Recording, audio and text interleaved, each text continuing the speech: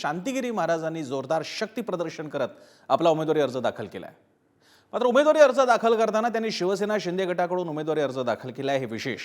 शांतिगिरी महाराज हे महायुतीचे उमेदवार असणार का याबाबत प्रश्न उपस्थित होत आहेत आणि गोडसे म्हणतायत अजून एबी फॉर्म त्यांच्याकडे नाहीये।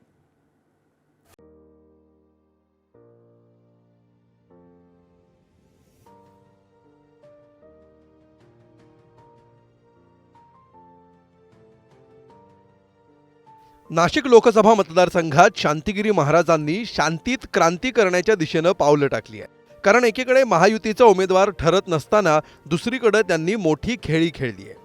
मोठं शक्तीप्रदर्शन करत शांतिगिरी महाराजांनी आपला उमेदवारी अर्ज दाखल केलाय। मात्र आपल्या अर्जावर त्यांनी शिंदेंची शिवसेना असा उल्लेख केल्यामुळे मोठा ट्विस्ट निर्माण झालाय। त्यामुळे शांतिगिरी महाराज हे महायुतीचे उमेदवार असणार का याबाबत प्रश्न उपस्थित होतोय। आता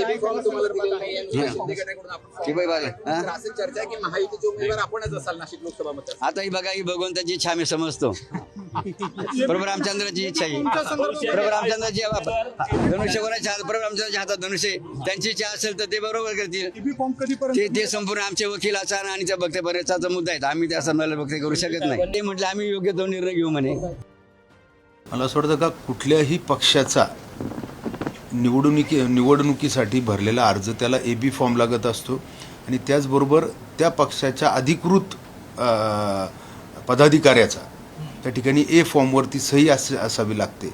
निर्णय हा शिवसेनेचे मुख्य नेते आणि राज्याचे मुख्यमंत्री शिंदे साहेब घेतील। अद्याप असा कुठल्याही प्रकारचा निर्णय त्यांनी घेतलेला नाही असं आम्हाला माहिती आहे आणि निश्चित या संदर्भामध्ये काही विषयांच्या अफवा असू शकतात असं मला वाटतं। स्वामी शांतिगिरी महाराज कोणत्याही परिस्थितीत निवडणूक लढण्यावर ठाम आहेत। त्यामुळे 3 दिवसांपूर्वी त्यांनी अपक्ष उमेदवारी अर्ज दाखल करत निवडणुकीच्या रिंगणात उडी घेतली आहे। आता त्यांनी शिंदेंच्या शिवसेनेच्या नावानं उमेदवारी अर्ज भरला असला तरी अर्जासोबत एबी फॉर्म जोडण्यात आलेला नाही। महायुतीत उमेदवारीवरून संघर्ष पेटला असताना शांतिगिरी महाराजांनी महायुतीची डोकेदुखी वाढवली आहे। शिवसेनेनं बाबाजींचा विचार केला तर निश्चित त्यामध्ये पक्षाचं आणि जनतेचं सुद्धा हित आहे। जे बी कोणत्याही पक्षानं बाबाजीला सपोर्ट केला तर त्या पक्षाला सहकार्य होईल व बाबाजी सारखे चांगले महासंत ज्या पक्षाकडून उमेदवारी दिली त्या पक्षाचं बी कल्याण व जनतेचं बी कल्याण होईल। बाबाजीचा शेतकऱ्यांना न्याय भेटन। बाबाजी कसं आहे निष्काम योगी, त्यांना काही कोणाचं हेही नाही हो, आणि शेतकऱ्याला न्याय भेटेन। आम्हाला शेतकऱ्याला भाव पाहिजे। राजकारणी ते फक्त स्वार्थासाठी राजकारण करतात आणि ते फक्त त्यांची संपत्ती व इस्टेट कशी कमावल्या जाईल राजकारणातून एवढंच त्यांचं साध्य असतं। आणि जे साधू राजकारण करताय त्यांचं फक्त जनतेचं भलं कसं होईल राजकारणातून सत्तेतून तेवढं फक्त साधूंचं कर्म असतं। नाशिक लोकसभा मतदारसंघातून निवडणुकीत माघार घ्यावी लागल्यामुळे छगन भुजबळ चांगलेच नाराज झाले। त्यामुळे आता भुजबळ समता परिषदेच्या माध्यमातून महायुतीवर दबाव तंत्र वापरत असल्याचं बोललं जात आहे। राज्यभरात 5 जागांवर समता परिषदेचे पदाधिकारी लोकसभा निवडणुकीच्या रिंगणात उतरणार असल्याचं समजतंय। दरम्यान ओबीसींनी ओबीसीला सहकार्य करा अशा आशयाचे बॅनर नगर शहरात झळकलेत। आचारसंहिता भंग होत असल्याची तक्रार प्राप्त झाल्यामुळे प्रशासनाकडून हे बॅनर हटवण्यात आलेत। समता परिषदेच्या आडून ओबीसींची ताकद दाखवण्याचा भुजबळांचा प्रयत्न सुरू आहे का अशी चर्चा आता रंगली आहे। समता परिषदेचे एकूण 5 उमेदवार लोकसभेच्या रिंगणात आहेत। दिलीप खैरे नाशिक, मनोज घोडके छत्रपती संभाजीनगर, संतोष रासवे बीड, गोरख आळेकर दक्षिण अहमदनगर आणि मोतीराम गोंधळी कल्याण। राष्ट्रवादीच्या कोणत्याही उमेदवारांनी अर्ज भरलेला नाही। जर कोणी भरला असेल तर तो काढून घेईल आणि समता परिषदेच्या ज्या काही कार्यकर्त्यांनी फॉर्म भरायचा प्रयत्न केलाय त्याला कुठेही भुजबळ साहेबांचं समर्थन नाही, म्हणून त्यांना अधिकृत मानता येणार नाही। आणि भुजबळ साहेब त्यांच्या संघटनेला जी समता परिषद आहे त्यामध्ये त्यांना सुद्धा समजवण्याचा प्रयत्न करतील।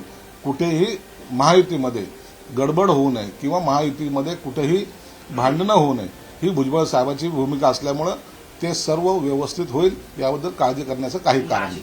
जिथे जिथे आम्हाला गद्दारांना गाडण्याची संधी मिळते आहे तिथे आम्ही अत्यंत खुश आहोत। जसं नाशिकला आम्हाला समोर गद्दारच हवा आहे, कायमचं गाडणार। 12 ते 13 ठिकाणी जो गद्दार आमच्या समोर उभे आहेत त्यांना गाडण्याची संधी आम्हाला मिळते आहे। याच्याबद्दल आम्ही भारतीय जनता पक्षाचं आणि शिवसेना फडणवीस गट हा शिवसेना फडणवीस गट आहे त्यांचं स्वागत करतो. एकीकडे महायुतीचा उमेदवार ठरत नसतानाही दुसरीकडे ठाकरेंच्या शिवसेनेकडून राजाभाऊ वाजेंनी उमेदवारी अर्ज दाखल केलाय. यावेळी मवियाकडून नाशिकमध्ये जोरदार शक्तीप्रदर्शन करण्यात आलं. काँग्रेस नेते बाळासाहेब थोरात, शरद पवारांच्या राष्ट्रवादीचे प्रदेशाध्यक्ष जयंत पाटील, खासदार संजय राऊत यांच्यासह मवियाचे अनेक नेते यावेळी उपस्थित होते. परमेश्वराकडे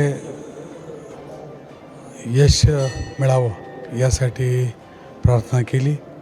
तसंच या मतदारसंघातील सर्वच लोक सुखी आणि आनंदी राहो अशी प्रार्थना केली. विजयाची खात्री किती वाटते?